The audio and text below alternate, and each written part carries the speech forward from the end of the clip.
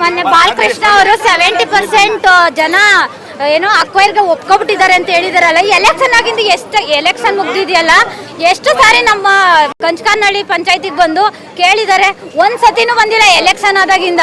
ಅದು ಹೆಂಗೆ ಹೇಳ್ಬಿಟ್ರೆ 70% ಜನ 30% ಜನ ಅಷ್ಟೇ ಇರೋದು, ಏನೋ ಮಾಡ್ಬಿಡ್ತೀವಿ ನಾವು ಹಾಗೆ ಹೀಗೆ ಅಂತಿದ್ದಾರಲ್ಲ. ಈಗ ನಾವೇನೋ ಇವ್ರ ಮನೆಗಳಿಗೆ ಹೋಗಿ ನಾವು ಕೂಲಿ ಮಾಡ್ಬೇಕಾ? ನಮ್ಮ ಮಕ್ಳು ಮರಿನೆಲ್ಲ ಎಲ್ಲೂ ಕಳ್ಸೋಣ. ಜಮೀನು 2 ತಲೆಮಾರು 3 ತಲೆಮಾರಿಂದ ನಮಗ್ ಬಂದಿರೋ ಜಮೀನುಗಳದು.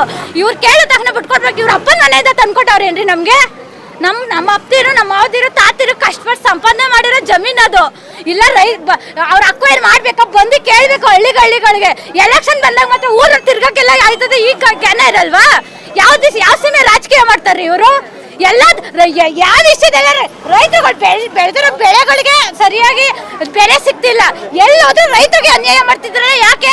ದೊಡ್ಡದಾಗಿ ಭಾಷಣಗಳಲ್ಲಿ ರೈತ ದೇಶದ ಬೆನ್ನೆಲುಬು ಅಂತ ಹೇಳ್ತಾನೆ. ಇವತ್ತು ಅವ್ನು ಬೆನ್ಮೂಳೆ ಮುರಿಯೋ ಕೆಲಸ ಮಾಡ್ತಿದ್ದೀರಾ? ನಿಮ್ಗೆ ಸ್ವಲ್ಪ ಮಾನ ಮರ್ಯಾದಿಲ್ಲ. ಡಿ ಕೆ ಶಿವಕುಮಾರ್ ಅವರೇ, ಈ ಮರ್ಯಾದೆಯಿಂದ ನಿಮಗೆ ಮಾನವೀಯತೆಯಿಂದ ಹೇಳ್ತಿದ್ದೀವಿ, ದಯವಿಟ್ಟು ಇದನ್ನ ಇಲ್ಲಿಗೆ ನಿಲ್ಸ್ಬೇಕು. ನೀವು ನಿಮ್ಗೂ ರೈತರ ಮೇಲೆ ಅಭಿಮಾನ ಅನ್ನೋದಿರ ಬಿರಿ ಬಿಟ್ಟು ಭಾಷಣ ಕಲ್ರಿ. ರೈತರು ಅನ್ನೋದು ನಿಮ್ಗೆ ಓಟ್ ಹಾಕಕ್ ರೈತರು ಬೇಕು, ನಿಮ್ಮಿಂದ ಹೋರಾಟ ಮಾಡಕ್ ರೈತರು ಬೇಕು. ಇವತ್ತು ನಮ್ಮ ಭೂಮಿ ಕಳ್ಕೊಳಕ್ ನಾವು ನಿಮ್ಮಿಂದ ಬರ್ಬೇಕಾ? ನಿಮ್ ಕಾಲು ಬೀಳ್ಬೇಕಾ? ಓಟ್ ಹಾಕಿಸ್ಕೊಳಕ್ ಮಾತ್ರ ಕಾಲು ಬಂದ್ ಬೀಳ್ತೀರಿ. ನಾವು ರೈತನ ಎತ್ನಿಸ್ಬಿಡ್ತೀವಿ ಅಂತೀರಿ. ಇವತ್ತೇನ್ರಿ ಮಾಡ್ತಿರೋದು ನೀವು? ನಿಮ್ ಸ್ವಲ್ಪ ಮಾನ ಮರ್ಯಾದೆ ಇಲ್ವಾ?